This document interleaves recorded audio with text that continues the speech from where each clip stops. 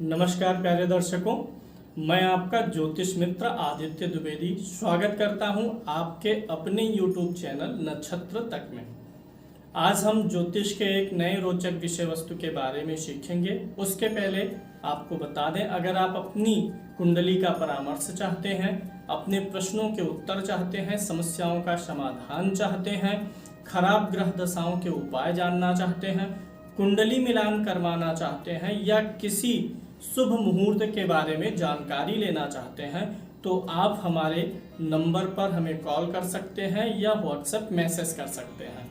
Call करने पर या मैसेज करने पर शुल्क आदि के बारे में आपको विवरण मिल जाएगा।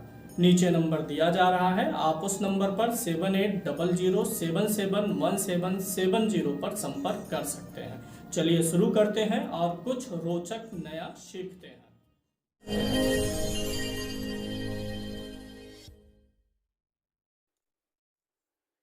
जैसा कि पिछले कुछ कार्यक्रमों से हम दशमांश कुंडली के बारे में ही चर्चा कर रहे हैं, आज का कार्यक्रम भी दशमांश कुंडली से ही जुड़ा हुआ है।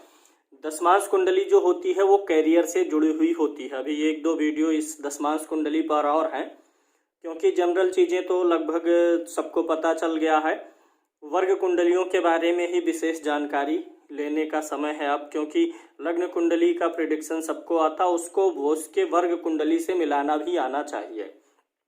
तो दशमांश कुंडली के अनुसार कैरियर के लिए अच्छे और बुरे ग्रह कौन से साबित हो सकते हैं, इसी के बारे में आपको बताएंगे। एक्चुअली इसके पहले एक रोचक चीज़ और हम आपको बता देते हैं। आप देखते हैं हर कुंडली में कुछ ना कुछ दुर्योग बन जाते हैं। जैसे कि मान लीजिए काल सर्प बन गया, काल सर्प बना। इसके अलावा ग्रहण दोष बन गया कुंडली में। ग्रहण दोष मतलब जब सूर्य और चंद्रमा के साथ राहु केतु हो।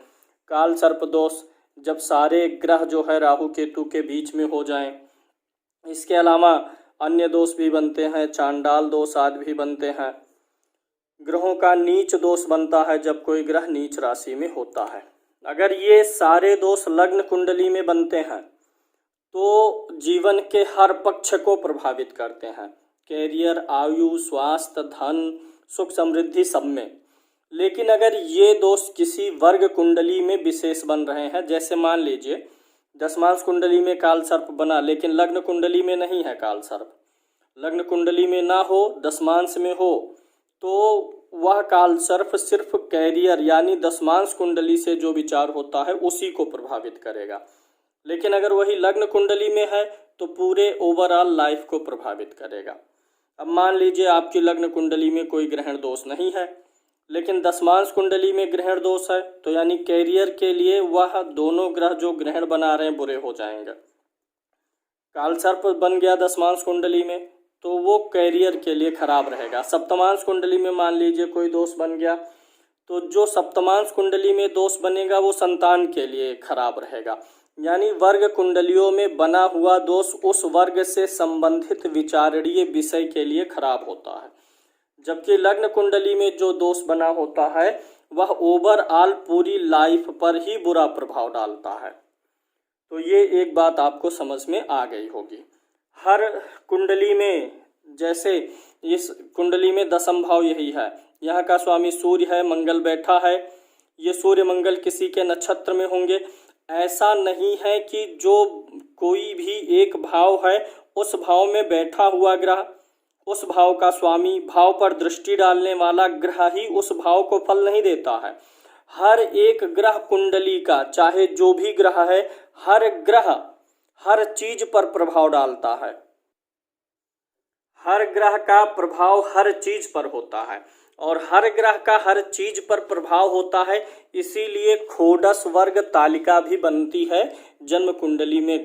खोडस वर्ग माने 16 जो वर्ग कुंडलियां हैं उसमें हर ग्रह का क्या प्रभाव है ये भी बताया जाता है। तो दशमांश कुंडली के लिए कौन से अच्छे बुरे ग्रह होंगे ये मैं आपको बताऊंगा। उसके पहले आप ये जानिए, कोई भी वर्ग कुंडली हो, दशमांश हो, सप्तमांश हो, नवमांश हो, त्रिशांश हो, विषांश हो, कुछ भी हो, हर वर्ग कुंडली का लग्नेश जो है वो उसे नीच राशि में नहीं होना चाहिए। वर्ग कुंडली का लग्नेश नीच राशि में होने पर उस भाव से संबंधित सुख जीवन में हमेशा डामाडोल रहेगा। जैसे दशमांश में जो लगन का स्वामी है अगर वह नीच राशि में हो, जैसे इस कुंडली में 6 नंबर लिखा है, दशमांश कुंडली में लगन में देखिए कौन सी गिनती लिखी है, उसका स्वामी आपको यहाँ से पता चल जाएगा। और कौन सा ग्रह किस राशि में नीच का होता है यहाँ है। अब जैसे इस दशमांश में 6 नंबर लिखा है, 6 का स्वामी कौन सा ग्रह होता है, बुध। अब अगर बुध इसी दशमांश कुंडली में जो कि लग्नेश है वह 12 नंबर की गिनती पर यहाँ हो जाता नीच का, तो ये जो है पूरी वर्ग कुंडली को बिगाड़ देता। वर्ग कुंडलियों में लग्नेश का अच्छा होना बहुत ही जरूरी है। अब अगर आपके दशमांश कुंडली का जो लग्नेश है अगर वह उच्च का होगा तो आप समझिए बहुत अच्छा है, काम में मन लगेगा और मन लगाने से ही जीवन में सफलता मिलती है, रुचि बनी रहेगी काम के प्रति हमेशा। उच्च का हो या फिर वह स्वराशि का हो तो भी बहुत अच्छा है, या फिर मित्र के घर में हो तो भी बहुत अच्छा है। आपको वह देखना है कि जो आपके दशम भाव का स्वामी है, दशम भाव में जो ग्रह बैठा है, इन दोनों को देखिए। यहाँ 5 नंबर लिखा है, लग्न कुंडली से आपको दशम भाव का स्वामी देखना है। 5 नंबर का स्वामी कौन होता है, सूर्य। बैठा कौन है इसमें, मंगल और सूर्य बैठे हुए हैं। दशम भाव का स्वामी दशम भाव में बैठा हुआ ग्रह देखिए नवमांश कुंडली में नीच का तो नहीं है। अगर वह नीच का होगा तो जब भी उस ग्रह की दशा अंतर्दशा आएगी तो आपको बहुत तकलीफें हो जाएंगी। दशम भाव का स्वामी जो है लग्न कुंडली से दशम भाव का स्वामी और जो दशम भाव में बैठा हुआ है वे ग्रह, उनमें से अगर कोई ग्रह अस्त हो, दशमेश लग्न कुंडली का दशमेश अस्त हो, दशम भाव में बैठा हुआ कोई ग्रह अस्त हो और वह दशमांश कुंडली में नीच राशि में हो या शत्रु राशि में हो तो वह आपका कैरियर बिगाड़ देगा। भले ही आप एक समय राजा हो, बहुत प्रॉमिसिंग कुंडली हो, लेकिन जब उस अस्त जो दशम भाव से संबंध रखता है ग्रह और अस्त है दशमांश में नीच का है, शत्रु राशि में है, तो जब भी वो एक्टिवेट होगा तो बहुत ही पीड़ित कर देने वाला रहेगा। मुख्य रूप से आप यह जानिए कि जैसे आपने देखा होगा जीवन में व्यक्ति की दशाएं आती हैं, किसी व्यक्ति की शुक्र की दशा आ गई। अब ये हर ग्रह जो है कुछ मामलों में अच्छा रिजल्ट देता है, कुछ में बुरा। ना तो कोई ओवरऑल अच्छा होगा ना ही कोई ओवरऑल बुरा होगा। अब मान लीजिए कि शुक्र की महादशा चल रही है, किसी की भी कोई भी महादशा चल रही, तो आप देखते हैं कि कुछ महादशा व्यक्ति को धन दे जाती है, अच्छा धन दे देगी। कुछ महादशा व्यक्ति को नौकरी कैरियर दे देगी। वही महादशा में परिवार का कोई सदस्य बीमार हो जाता है, मृत्यु भी हो सकती है। वही महादशा धन दे रही है, उसी महादशा में आपको दुर्घटना भी प्राप्त हो सकती है। यानी हर दशा हर मामले में अच्छी नहीं होती है। तो आज का जो विषय है कि किन ग्रहों की दशाएं आपके कैरियर के लिए अच्छी रहने वाली हैं, उसी पे हम चर्चा करेंगे। और कौन सी दशाएं बुरी रहने वाली हैं कैरियर के लिहाज से, ये आज मैं आपको बताने चल रहा हूँ। देखिए, ये आप निकाल लीजिए कुंडली, अपनी PDF वगैरह डाउनलोड कर लेंगे तो आपको ये कुंडली दिखेगी, खोडस वर्ग वाली कुंडली दिखेगी जिसमें 16 वर्ग कुंडलियां होती हैं। अब इसी से मैं आपको समझाऊंगा और बहुत ही रोचक चीज़ है, ना कि सिर्फ कैरियर के बारे में बल्कि हर चीज़ के बारे में आप जान सकेंगे। खोडस वर्ग में दशमांश कहाँ लिखा है, यहाँ लिखा हुआ है, आपको दिख रहा होगा। दशमांश के आगे ग्रह और उनकी राशि लिखी है। इधर देखिए दशमांश कुंडली में कौन सा लगन है, मकर लगन है। जो भी कुंडली बनाई गई है दशमांश कुंडली में मकर लगन ले लीजिए। ये इस मतलब मैं सिर्फ उदाहरण के लिए ले रहा हूँ, मैंने कोई वास्तविक कुंडली नहीं ली है। अब इसी से आप समझिए, अब यहाँ पे लगन मकर का है। अगर आपके लग्न कुंडली का लगन और दशमांश कुंडली का लगन एक ही हो जाए तो इसे वर्गोत्तम लग्न बोलते हैं। ऐसे में यह एक प्लस पॉइंट हो जाता है कैरियर के लिए। हर जगह आप वर्गोत्तम देख सकते हैं। जैसे सप्तमांश से बच्चे का विचार होता है, आपका जो लगन है लग्न कुंडली का लगन और सप्तमांश कुंडली का लगन एक हो जाए तो आप में और आपके बच्चों में सामंजस्य बना रहेगा। ठीक इसी प्रकार से लग्न कुंडली का लगन और दशमांश कुंडली का लगन एक हो जाए तो आपका जो मन है, जो मस्तिष्क है, जो शरीर है, वह पूरा एक ही डायरेक्शन में चलेगा कामकाज को लेकर के। यही आप देखेंगे दशमांश कुंडली में सूर्य किस नंबर की गिनती पे बैठा है, यहाँ 10 मतलब मकर राशि में, शत्रु राशि में बैठा है। तो आप ऐसे दशमांश कुंडली वाले कॉलम में देखिए और कौन सा ग्रह किस राशि पर है ऐसे आप नोट कर लीजिए। यहाँ पे सूर्य 10 नंबर की गिनती में शत्रु के राशि में होता है। चंद्रमा 2 नंबर की गिनती पर बैठा है दशमांश कुंडली में। 2 नंबर की गिनती क्या होती है? चंद्रमा की उच्च की गिनती होती है। इसी प्रकार से मंगल जो है दशमांश कुंडली में 8 नंबर की गिनती पर बैठा है। ये जो मैं उदाहरण दे रहा हूँ इसमें मंगल 8 नंबर पर क्या होता है? स्वराशि का होता है, यानी अपने घर का होता है। बुध का इसी प्रकार से देखिए दशमांश कुंडली में बुध उच्च का होके बैठा हुआ है, यहाँ पे उच्च लिख दीजिए। गुरु जो है दशमांश कुंडली में उच्च है, 4 नंबर की गिनती पर गुरु भी उच्च का होता है। शुक्र को देख लीजिए दशमांश कुंडली में शुक्र के कालम में शुक्र जो है 7 नंबर की गिनती पर दशमांश में है, यानी स्वराशि का है। आप अपनी कुंडली में देखिए ऐसे एक कोडस वर्ग टेबल निकाल लीजिए। इसको आप अगर ऑनलाइन कोई भी कुंडली बनाते हैं तो आपको पीडीएफ तब मिल जाएगा जब वो खोडस वर्ग मिल जाएगा जब आप उसका पीडीएफ डाउनलोड कर लेंगे। इसी प्रकार से दशमांश कुंडली में देखिए शनि कर्क राशि पर बैठा है। कर्क राशि ना इसका मित्र है, ना शत्रु है, ना उच्च है, ना नीच है, सम है। दशमांश कुंडली में राहु को देखिए 4 नंबर की गिनती पर बैठा है, चंद्रमा का शत्रु है, चंद्रमा को ग्रहण लगाता है। और दशमांश कुंडली में शनि के घर में 10 नंबर की गिनती पर केतु है, यानी ये मित्र का घर है। तो ये आपको पता होना चाहिए कौन सा ग्रह किस राशि पर स्वागृही है, उच्च है, शत्रु है। यहाँ पर एक चीज तो हमने लिख ही दिया है, स्वागृही आप यहाँ से देख सकते हैं और यहाँ से ग्रहों की नीचता देख सकते हैं। तो अब यहाँ पे रिजल्ट क्या निकलेगा? जो भी ग्रह दशमांश कुंडली में उच्च का आया है, स्वराशि का है, उच्च है, स्वागृही है और मित्र के घर में है, जब इन ग्रहों की दशा अंतर्दशा चलेगी तो कैरियर के लिए अच्छा रहेगा।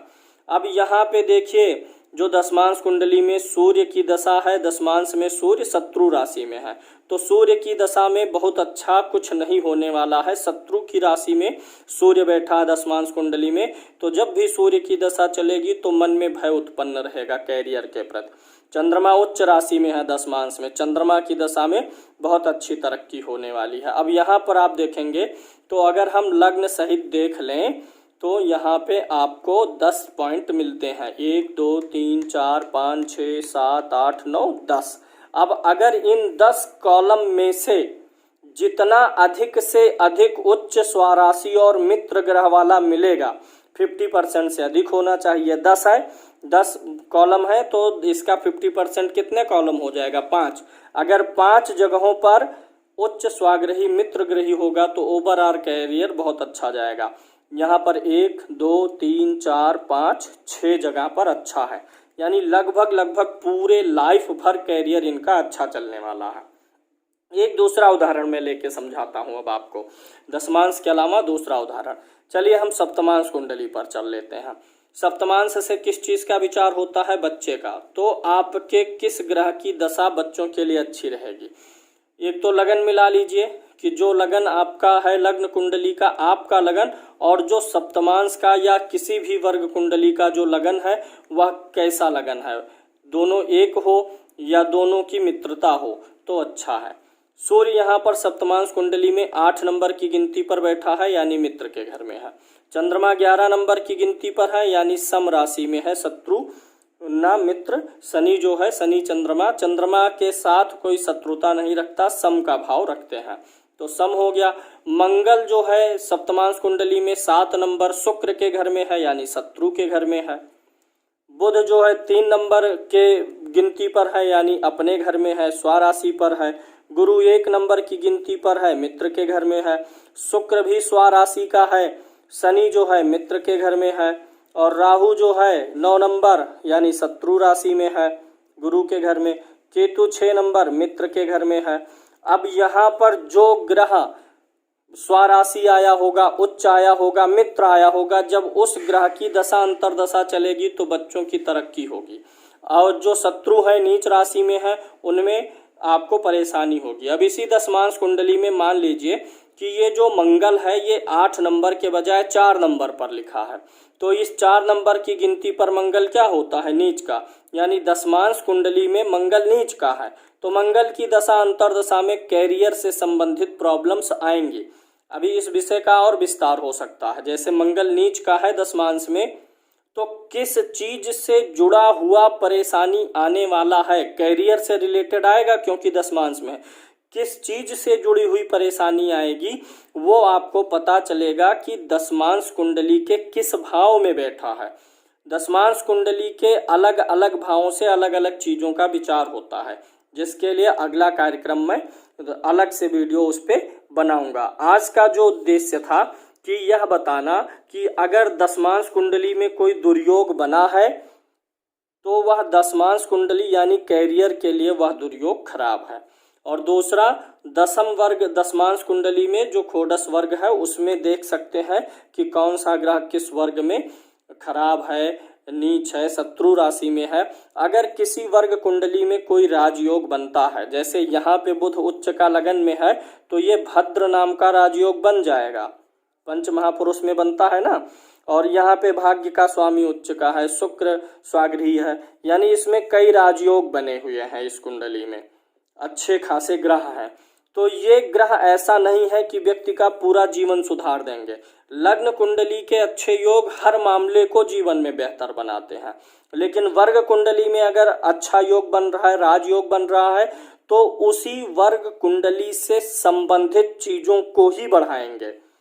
बहुत से व्यक्ति ऐसे भी जीवन में बहुत पैसा कमाते हैं, बहुत अच्छा खासा सैलरी है, मान है, सम्मान है, लेकिन रहते कैसे हैं, साधारण घर में रहते हैं, पैसा खर्चा नहीं करना चाहते, अपने पैसा कमाएंगे लेकिन खुद के ऊपर भी नहीं खर्च करेंगे। कमाना यही है, यही सब खर्च करके भोग करके जाना है। बचत करिए, प्लानिंग करिए, लेकिन धन होने के बावजूद भी ऐसा जीवन ना जिए जो ऐसा हो जाए कि ये पृथ्वी पर पुरुषार्थ के लिए आए हैं, पुरुषार्थ करिए, भोग करिए, सब कुछ यहीं से लेंगे, यहीं छोड़ के जाएंगे। से बचा बचा के रखने से ऐसा नहीं है कि मरने के बाद चले जाएंगे छोड़ के, फिर वह आपके अगले जन्म के बैंक बैलेंस में जुड़ेगा। तो यही कहने का मतलब है कि जो ग्रह अच्छा है जिस वर्ग में, उसी में अच्छा फल देगा। अब जैसे दशमांश में अच्छा है ग्रह तो कैरियर बहुत अच्छा दे देगा। अब लग्न कुंडली से धन जो है या भोग का योग नहीं है तो वह व्यक्ति खूब पैसा कमाने के बावजूद भी अपने ऊपर उस पैसे का खर्चा नहीं कर पाएगा। चलिए आज के लिए इतना ही। उम्मीद है आपको समझ में आया होगा। फिर अगले कार्यक्रम में आपको बताते हैं कि दशमांश कुंडली के किस भाव से क्या विचार होता है। नमस्कार, जय श्री राम।